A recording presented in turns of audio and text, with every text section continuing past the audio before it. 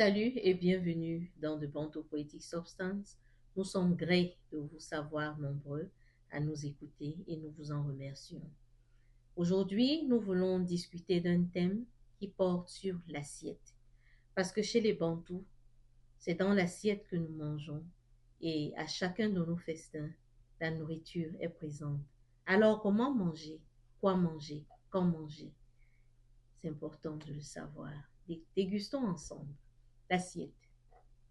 Dans un atelier de divertissement, je vadrouillais sans arrêt. Dans mon regard, je vis des artistes hors pair et de tous bords. La peinture, l'art plastique, la maroquinerie et la restauration étaient au rendez-vous. La curiosité me poussa à interroger un artiste qui me semblait effaré. Quel est ton art préféré dans l'exposition? Demandai-je avec enthousiasme. Quel est le meilleur art en dehors du manger? Me retorqua-t-il. J'ai éclaté de rire et je réalisai le sérieux sur son visage, soudain rayonnant. J'ai pensé sur le carreau à l'assiette, bien garnie, sur la table de mes parents. L'assiette est un ustensile de cuisine creux, en bois ou en porcelaine. L'assiette aide à servir les repas chauds ou froids, selon l'occasion. Les humeurs de la famille reposent à 75% sur ceux de la mère qui nourrit. Les humeurs et les émotions quotidiennes sont très dictées par l'assiette des parents. Les souvenirs et les célébrations sont marqués par l'assiette et son contenu. Les souvenirs sont très vite évaporés s'il n'y a pas eu un apéritif partagé. Mon enfant, te rappelles-tu du repas en famille? Mon enfant, te souviens-tu des peu pâtissiers d'ailleurs? Tous s'identifient à l'assiette et à ses saveurs qui varient selon l'occasion.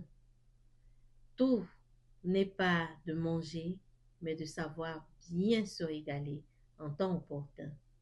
Pour commencer la journée à 24 heures bien établies par le divin. Pour manger et bien digérer, il faut allouer un intervalle de 4 heures entre les repas.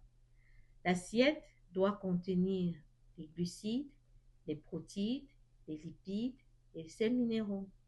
L'assiette doit veiller à l'équilibre nutritionnel de son consommateur. Pour bien entretenir le corps qui est constitué de 80% d'eau, pour savoir quand boire et quand se délecter avec un gros avantage. Je te recommande de manger tel un roi le matin et comme un prince à midi. Je te suggère de te nourrir des plats crus ou cuits en évitant les emballages. Boire une soupe ou de l'eau chaude le soir comme un bon mendiant. Boire un verre d'eau au réveil avant le bain, la bouffe et le coucher. Mange tout produit naturel ayant une semence pour la vie de tes organes. Mange les racines, les feuilles et ou les fruits selon l'espèce de la plante choisie. N'oublie pas que tout excès est nuisible pour la santé si tu en fais trop. N'oublie pas de donner l'excédent de ta table à ton voisin en partage. Prends du temps pour étudier l'apport de tous les ingrédients de tes repas. Prends du temps pour aménager le panier de la ménagère en termes de couleurs. Le restaurant est chic pour faire genre, classe et style élégant. Le restaurant maison est plus idéal à mes yeux de gourmande. Mon enfant, manger est un art pour les bons vivants avisés.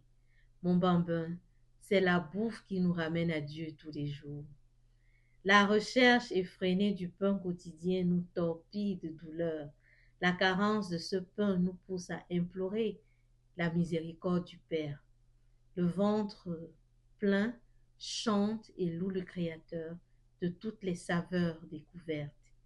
Le ventre affamé n'a point d'oreilles, mais réveille les aiguillons de la guerre. La paix et l'assiette font bon ménage chez l'humain.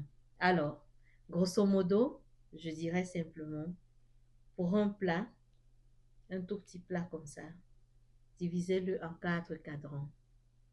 Mettez 2 cadrans de légumes, un cadran de protéines et un cadran de glucides. Cela vous fera du bien.